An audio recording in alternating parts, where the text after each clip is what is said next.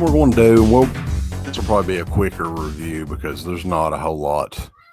And this is kind of one that I just want to throw out because I finally watched this movie. For the longest time, I didn't want to watch it. I'd heard so many bad things about it. I was like, I don't need to see it. I don't know if I'll ever watch it. But curiosity got the best of me one night. I put the fucking thing in there. It is the fifth Phantasm movie, RaVager, Uncle Bill, which you had seen, but it's been a while for you, right? Yeah, I think it was like right around when it first came out. It was the first and only time I watched it, but I remember it. Yes. I mean,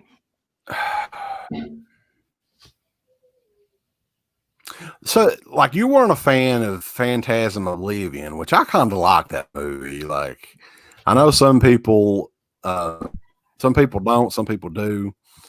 The one thing that you got to admit about RaVager is, Oblivion. With Oblivion, you kind of got a definitive end to that series, the very end of it, right? Where it hints at. That's one thing that I'll say is, without a doubt, they should have stopped at Oblivion. I mean, it was like, Phantasm 4 is not my favorite,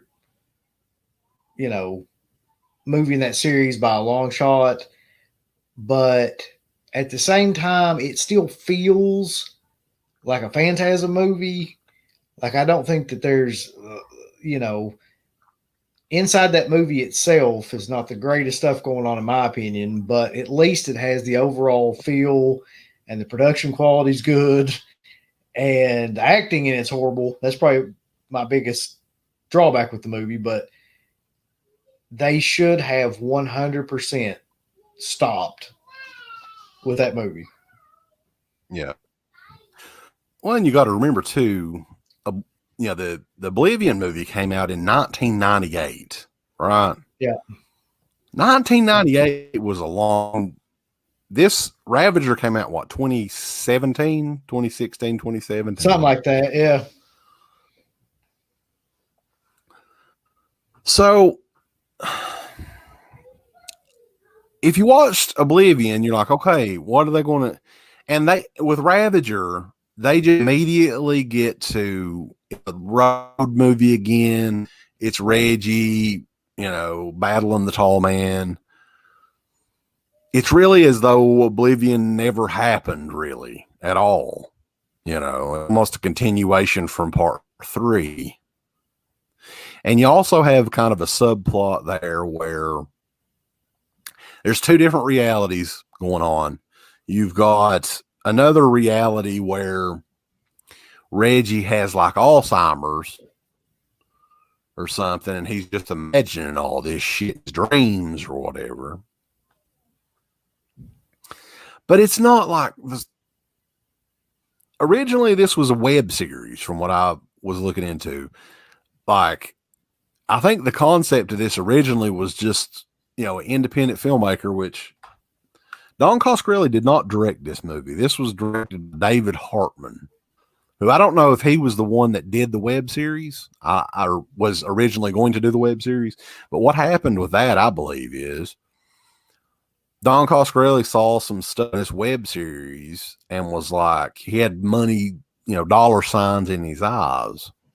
And he was like, oh, no, it doesn't have to be a web series. We can make it Phantasm 5. So parts of this was filmed in 2008, and there were other parts of it that were filmed later, like 2014, 2015, whenever the hell they were filming it. So you can tell as well. I think the all Reggie scenes were shot later, if I'm not mistaken. And you do have a CGI tall man in this as well, Uncle Bill. Do you remember that scene? Well, that's really the only thing that I remember completely from this movie is that, like, the CG is just all across the board some of the worst shit you will ever see. Like, has no business being in a movie connected to a major franchise. Right. It totally looks like Windows 95. Yeah, like the it looks like, screensaver. You remember the screensavers back in the day? yeah, The bubble screensavers. That's what it looked like, them spheres. it looks like what was the thing like Movie Maker that came out? Like one of the very first kind of editing programs. Like that's how bad it looks. I'm not exaggerating. Like, and that's probably why this movie pisses me off the most, is because they should have never taken a franchise that at the very least was at that point had ended with a semi decent budget sequel, and then made it look like just completely embarrassing and ridiculous effects. The acting, once again, is not good, but that's like the least of anything that's a problem in this film. Like even the spheres, man, like the biggest. Reggie does a great job because he's kind of just playing himself. He always does a great job in this, but the problem is it's the material, and there's just not enough meat on the bone to make you give a shit about what's going on. For one thing, Angus was too damn old to do anything he's barely in it. There's a scene with Reggie and Angus. I think it was the last thing that Angus ever filmed shortly before he passed away in the hospital or whatever.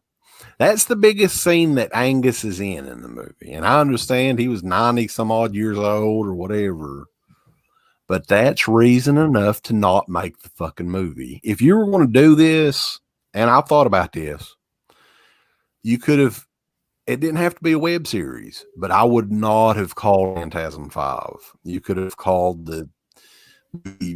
change the name of it, or say it could have been called Reggie or something simple like that, and make it for Phantasm fans. This shouldn't have been a chapter in the Phantasm franchise, I don't think. No, that's kind of what I was getting at too, is it's kind of a blemish on like an otherwise really good series of movies. And I look at like kind of what they did here too, with the same way I look at what they did with Sid Haig in 3 from Hell, which is, man, there comes a point in time when it's just, I don't know if that's exploitation or just kind of cashing in, but they really don't need to be in the movie. It's like noticeably bad in terms of like, you can tell that their health is not good and that this will definitely be the last movie they're in. One of the thing too, like, and I do respect really for wanting to stay completely independent with these movies. But the thing about it is 3 from Hell had a budget at least of some sort. I mean, it may have not have been a very big budget, but I'm guaranteeing you it was about 10 times budget of Phantasm RaVager. Like, you're at bottom of the barrel filmmaking with this movie. Like, it was such a budget film, and there's really nothing to it. There was no reason to make another Phantasm movie. And probably some of the biggest shots from this movie was from that web series. Some of the, I don't know how big the budget was, but probably some of the best shots, because you got stuff that I guess they had later filmed that was filmed in 2014, 2015, whenever they were filming this stuff. And like, I'm sure it was like, oh, look at that. And it looked like something from like Call of Duty or whatever. You know what I'm saying? Like the underworld or whatever they were filming there. And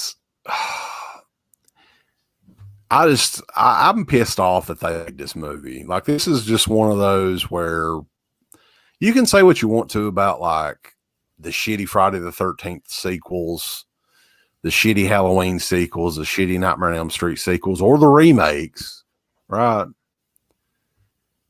But they at least had the budget and chance of making something good. This never had a chance at all. There was no point to do it, for one thing. Another thing, they didn't have the fucking money to do it. This pisses me off, really, is it looks like a cheap fucking shitty independent movie that we would have been sent back in 2008 to review. I mean, that's what it looked like. That's exactly the point. It reminded me, there's just no way to get around these effects in this movie, but it reminded me of like when we would watch shit like, what was the fucking Sasquatch movie that we watched? That was like Suburban Sasquatch. Like that's kind of the way the effects look, man. Like it's not far off from something like that. So it would be as if they probably had similar budget.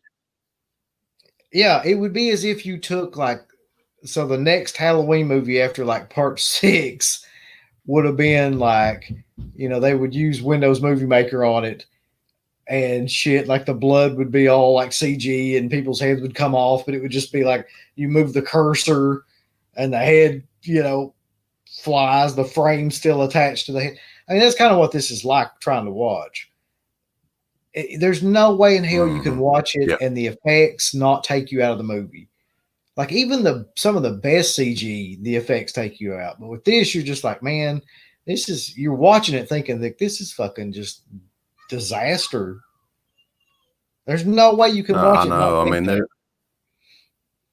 I just wanted to talk about it because this is one of those movies that we've gotten asked about, and I'd never watched it, So I am a huge Phantasm fan. I love all the movies in one way or another. I don't know about you. I don't even consider this one of the movies. I still consider it like a quadrilogy. And I think it's best for my sanity or insanity to continue to call it that, because that's what this is calling it terrible is being nice, to be honest with you. I mean, you got to look at it like that. Like to me, this is like a fan movie. I mean, that's kind of the way I look at it. Like it's not even connected to the. Yeah, and I'd be fine with that if that, like I said, if it was not considered Phantasm 5. Because, like I said, big thing is Angus is not in the fucking movie hardly at all. Even if he wasn't, he's 90 fucking years old. How can you make a 90-year-old horror villain? How's that going to work for you? So it was a stretch probably 25 years ago or whatever it was to have him be a villain then. So yeah, that's what I mean. Like at some point, you're just kind of cashing in. Like you can't make a Phantasm movie without him. You just can't because he's so attached to the series. But at a point where you're like putting a 90-year-old dude in a movie like that and expect him to do anything, it's just you're just trying to cash in, make a couple dollars, which I guess they did, made a couple dollars, but kind of tarnished the series. A special thank you goes out to our supporters on Patreon.